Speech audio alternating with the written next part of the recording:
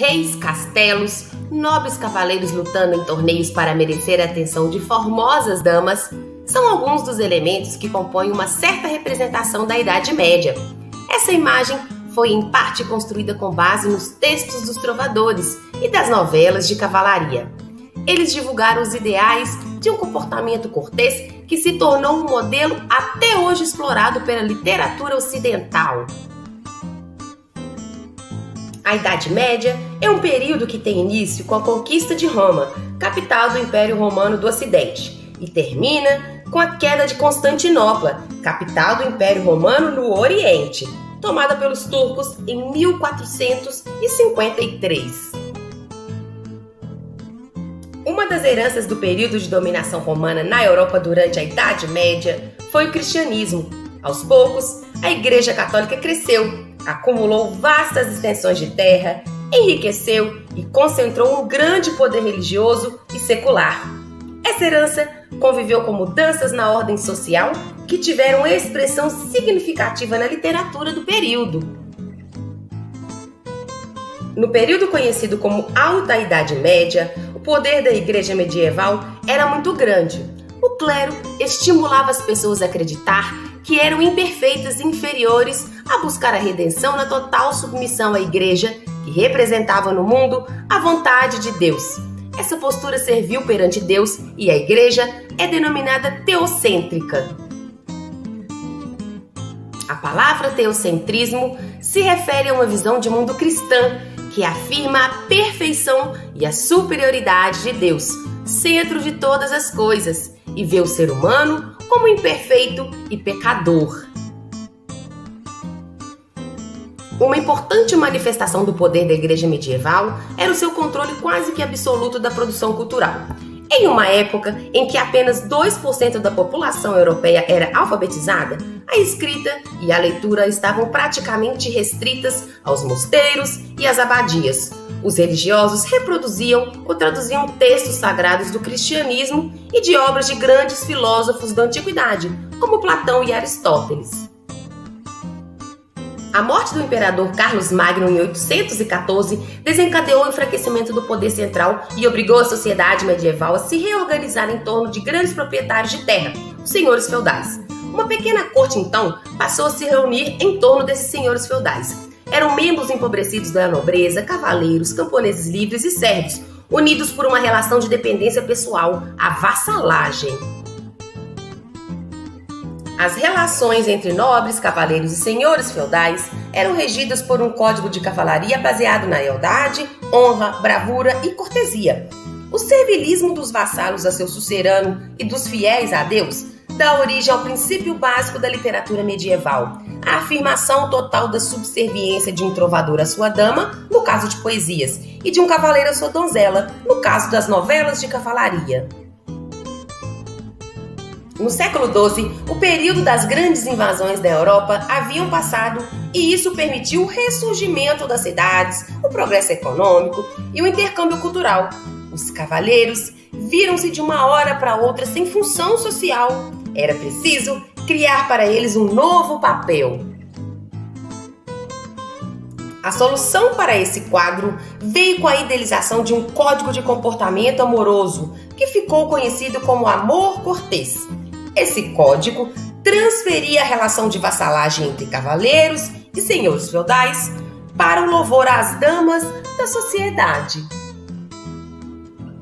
Nas cortes dos senhores feudais se exibiam os jograis, que eram recitadores, cantores e músicos ambulantes contratados pelo senhor para divertir a corte. As cantigas, apresentadas pelos jograis, eram compostas quase que sempre por nobres que se denominavam trovadores, porque praticavam a arte de trovar. Assim, o trovadorismo surge para legitimar, por meio da literatura, uma nova ordem que redefinisse as funções sociais dos cavaleiros na corte do senhor feudal. Assim, enquanto nos mosteiros e nas abadias circulavam os textos escritos em latim, nos castelos e nas cortes circulava a literatura oral, produzida em língua local, voltada para o deleite dos homens e das mulheres da nobreza e para legitimar o novo papel social assumido pelos cavaleiros. Segundo o Código do Amor Cortês, um trovador deveria expressar seus elogios e súplicas a uma mulher da nobreza, casada, que tivesse uma posição social reconhecida. Essa posição social era necessária para que fosse criada nos textos literários uma estrutura lírica equivalente à da relação de vassalagem. Por esse motivo, os termos que definiam as relações feudais foram transpostos para as cantigas, caracterizando a linguagem do trovadorismo. A mulher era a senhora, o homem era o seu servidor. Prezava-se a generosidade, a lealdade e, acima de tudo, a cortesia. Unindo poesia e música, os textos medievais eram divulgados de forma oral.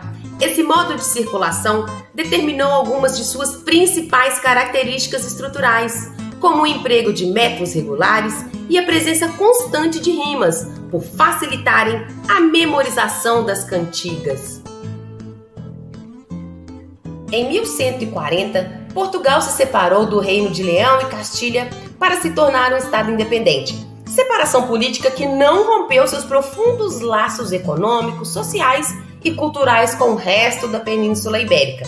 O mais forte desses laços era a língua galego-português. O nascimento da literatura portuguesa coincide com o do próprio país. É nas cortes dos reis e dos magnatas portugueses, galegos e castelhanos, que o lirismo galego-português germina. Os trovadores galego-portugueses desenvolvem sua lírica amorosa claramente influenciados pela literatura provençal.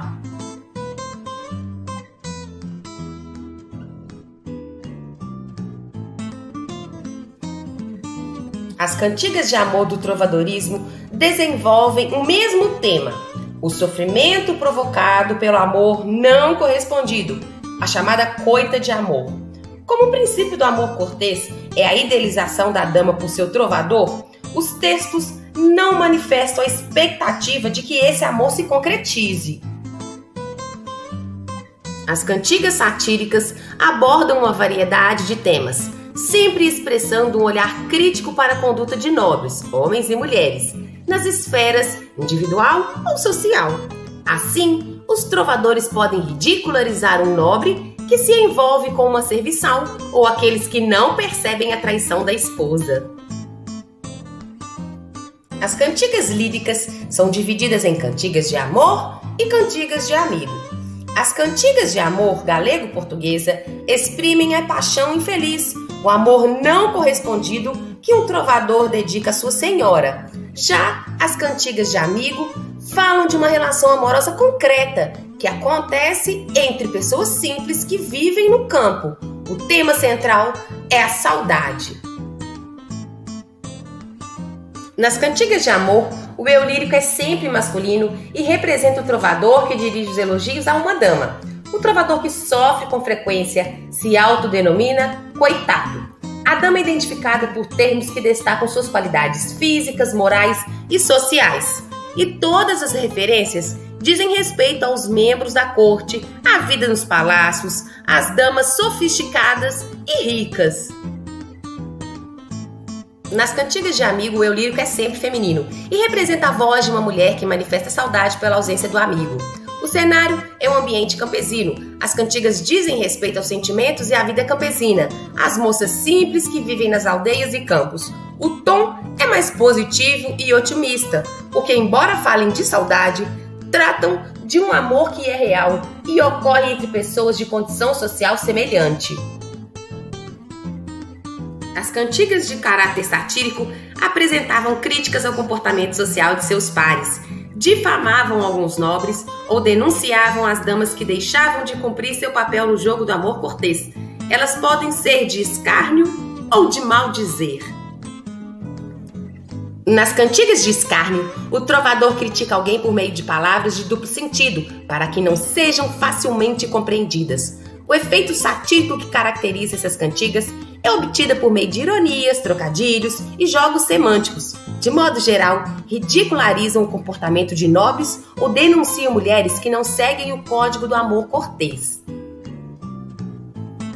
Já nas cantigas de maldizer, o trovador faz suas críticas de modo direto, explícito, identificando a pessoa satirizada. Essas cantigas costumam apresentar linguagem ofensiva e palavras de baixo calão.